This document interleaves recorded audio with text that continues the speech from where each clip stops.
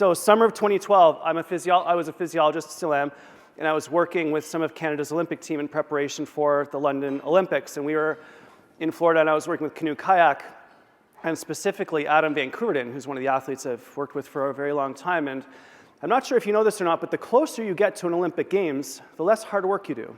You want to have no injuries, no fatigue, no stress.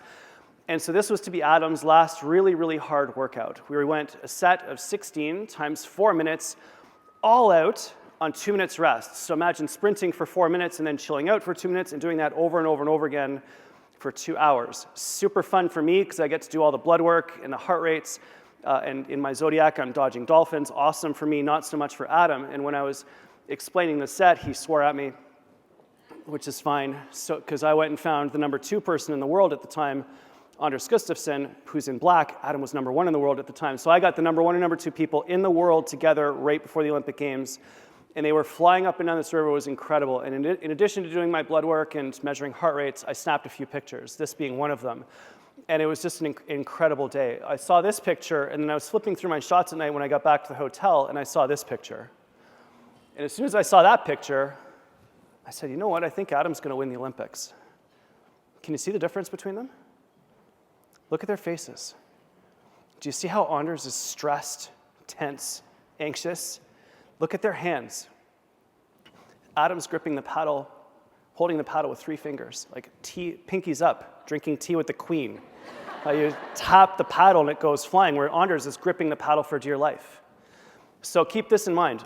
They're the exact same level of athlete. They've both broken the world record. They're going the exact same speed at the exact same time of day, at the exact same point in the training cycle. Everything is exactly the same, but they're doing it in 2 completely different ways. Stressed, nervous, tense, anxious, fearful, or relaxed, focused, energized, determined.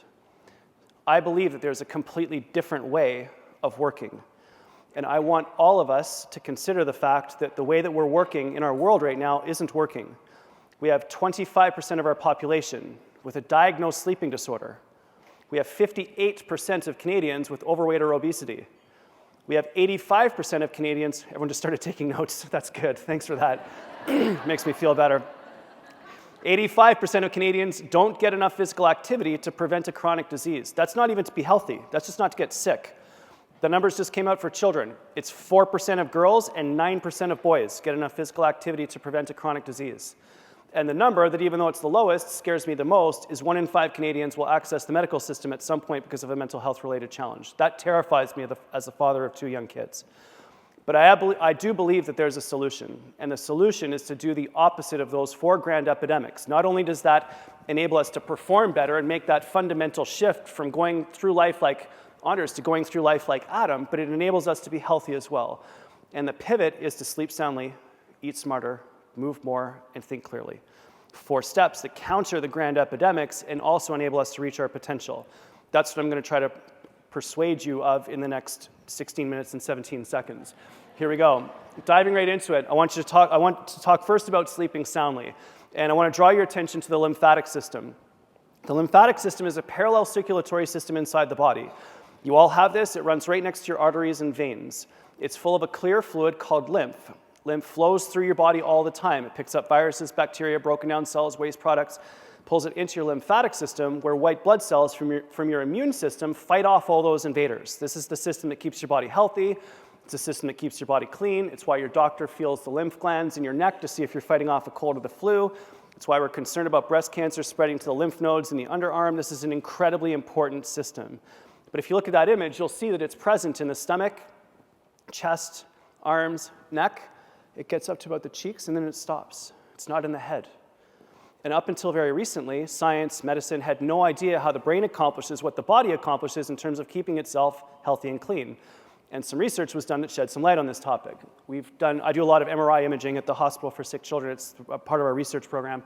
And we're able to capture these incredible, beautiful images of the brain. And what we've discovered, some researchers in the United States have discovered, is that at the microscopic level, we have 100 billion neurons.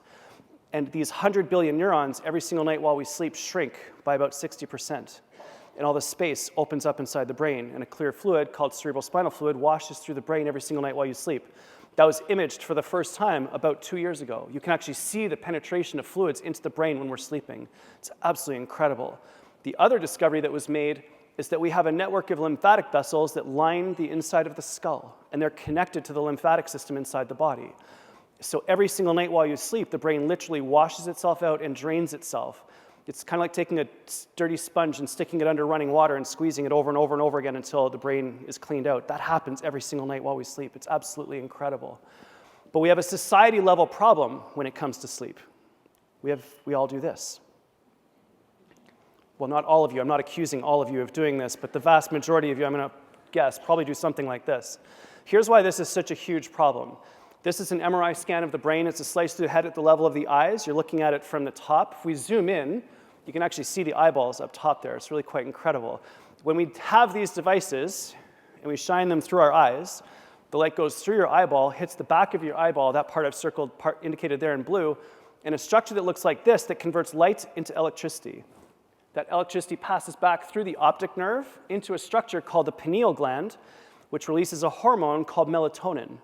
Melatonin controls your sleep-wake cycles. So when we shine these devices into our eyes late at night, we are signaling electrically to the pineal gland that it's morning, it's noon, the sun just came up. And as a result, you don't release melatonin, making it very difficult for you to fall asleep quickly and deeply. So we all need to create a barrier and defend the last hour before we go to sleep at night to enable us to fall asleep quickly and deeply. We have to do things differently in order for us to reach our potential, but also, very importantly, to be healthy as well. First thing in the morning, if you wake up and you're having a hard time going, by all means, grab your phone, shove it right in your face. I'm fine with it in the morning. In the afternoon, phone's away. All right, second idea.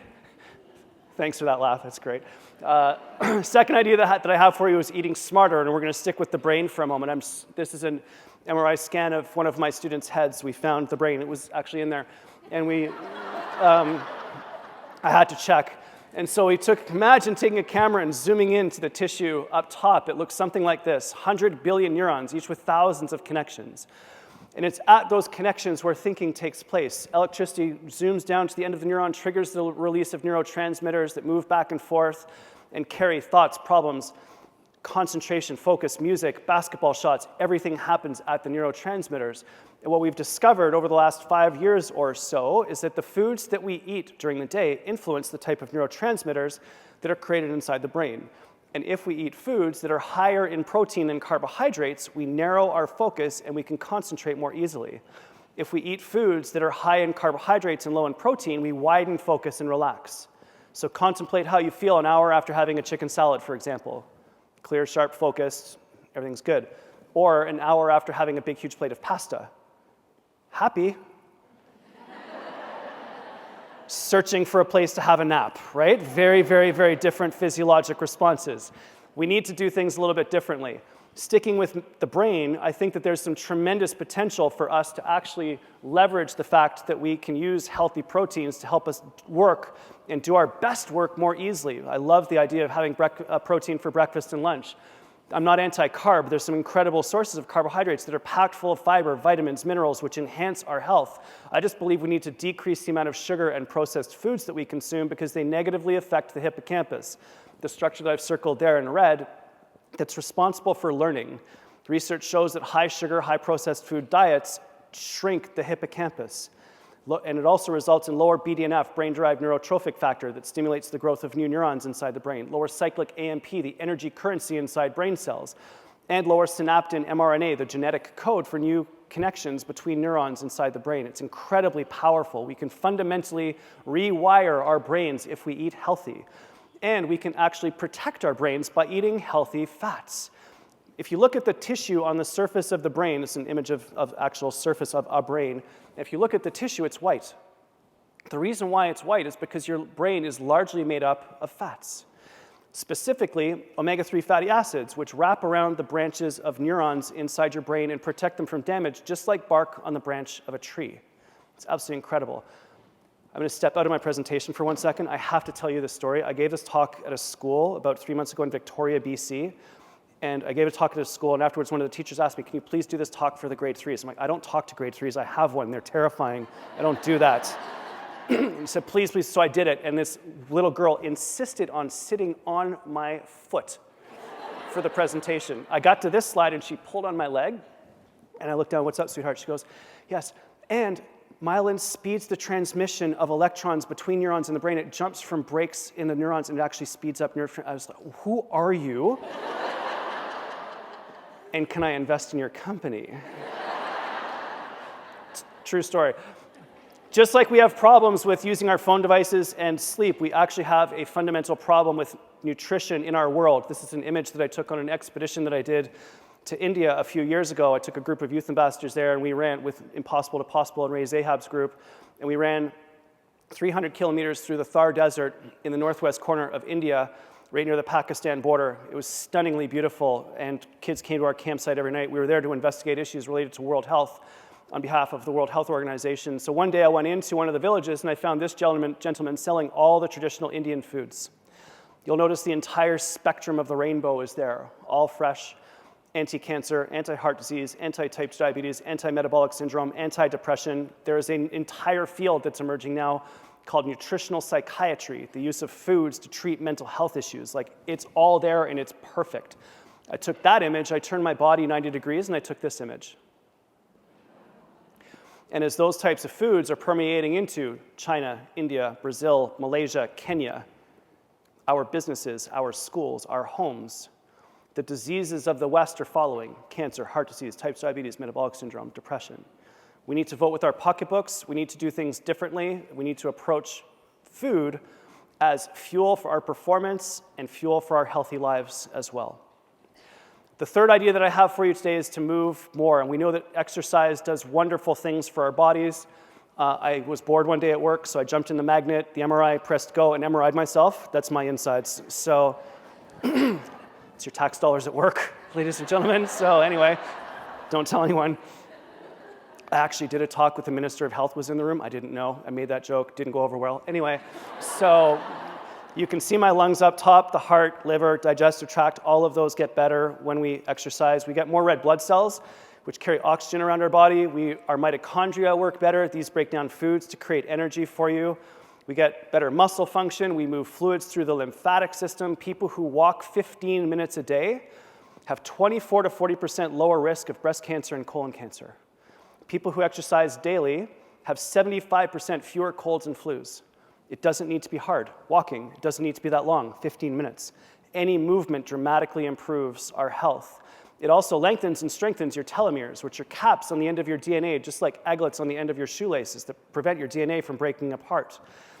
Telomere shortening and DNA breaking apart is one of the primary theories behind why we age. 55-year-old runners have the same telomere length and strength as 25-year-olds. Exercise literally keeps your DNA young. But here's a really interesting insight that's happened over the last few years. This is the electrical activity inside the brain of a zebrafish at rest. Watch what happens when it starts swimming, right here. The whole brain comes to life. Stop swimming, brain shuts off. Start swimming again, right here. Whole brain comes to life. That relationship is true for every single species on the planet, including humans and even teenagers. So think about how we teach kids in school. Sit down, don't move, pay attention. It doesn't work. Think about most workplaces. Sit down at your desk for 9 or 10 hours and then go home at night. And then we wonder why we're tired, wonder why we're fatigued, wonder why our productivity as a nation continues to decline. We must do things differently. There's a reason why Steve Jobs always did his meetings walking around. I read Walter Isaacson's biography of Steve Jobs. He never did meetings sitting down. There's 5 articles in Harvard Business Review that show a direct link between walking and creativity. In order for us to reach our potential as human beings, we need to move more.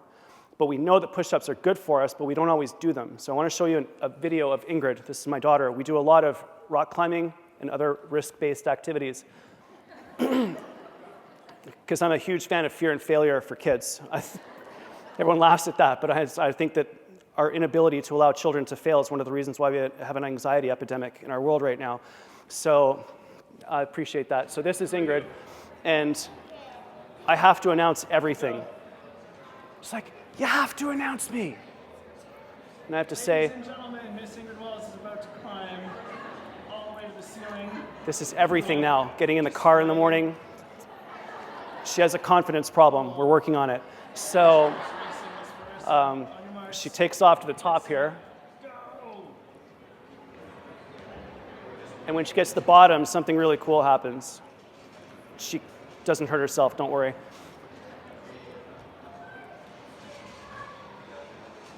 She had a brain injury a few years ago, so one of the reasons why we do a lot of this is because I love exercise coupled with mental tasks.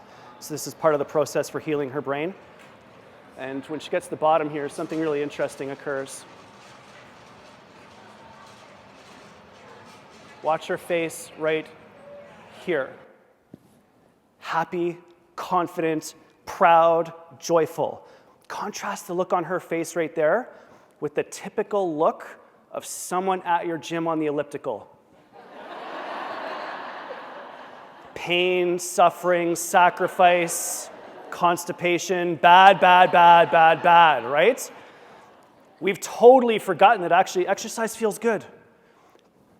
Go for a walking meeting. When you're on the phone, stand up, take your family to the park on the weekends. Hardest workout I've ever done. I took Adam, my 4-year-old, to the park for an hour. I did everything he did. It was awful. 20 minutes in the sandbox like this, deep squat, and pouring sweat on the fire truck, bad.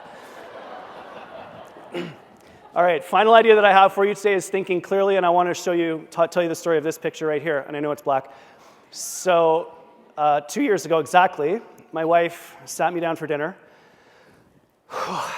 and she said, we need to talk, which is interesting. Pour the wine, and she said, I've been hiding something from you for 8 years, and I'm just mainlining wine at that point. So I know you've always wanted to swim with sharks, so I've been saving up $100 off every paycheck for 8 years, and I've got you a trip. We're going to go fly to the Indian Ocean. We're going to go swim with sharks. I'm like, thank God it's just swimming with sharks. It's awesome. And I was like, oh my God, it's our 10th anniversary. I need to get a gift. So, just transparent.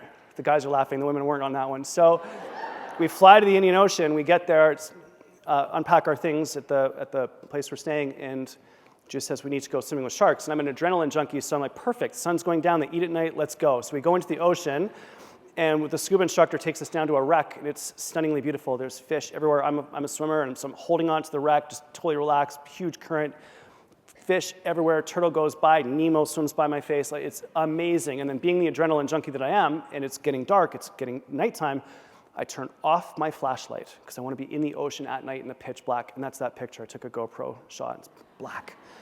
And then, have you ever had the feeling like someone's watching you? So I flip on my flashlight, point it out at the deep where I felt something, and then this happens.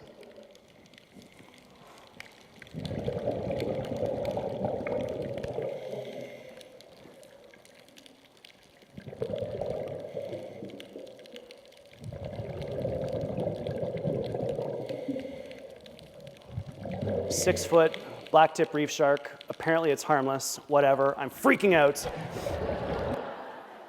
I will remember every single detail of that experience for the rest of my life because everything in my brain was totally focused. All of my attention was on that shark. Everything else in my life ceased to exist. Judith? Gone. I believe that our ability to focus and control our attention enables us to live life at the absolute limits of what we're capable of. And yet we go through life, unfortunately, addicted to these. And I'm not anti-device. You have the entire history of all human knowledge on your phone. I'm not anti-social media. The Me Too movement happened on social. As the father of a little girl, I'm super fired up that that happened. It makes the world a safer place for her. But we do client meetings with our phones out on the table. Or God forbid, you have dinner with your family and you take a call or text someone. It is taking away our ability to live life to its true potential. We need to do things differently. We can do things differently. And I believe that if we do those factors differently, very specifically, sleeping soundly, eating smarter, moving more, and thinking clearly, that we will reach our potential as human beings, our health will be dramatically improved, and ultimately we'll be able to overcome those 4 grand epidemics that the world is faced with. Hope you'll join me on this journey. If you need any help at all whatsoever, you can get in touch with me in any way. I just want to make this happen globally. Anything that I can do that I've brought up for you today that triggers a question, comment, feel free to message me. I'll get back to every single person if I possibly can. Thank you so much for your attention. Really appreciate it.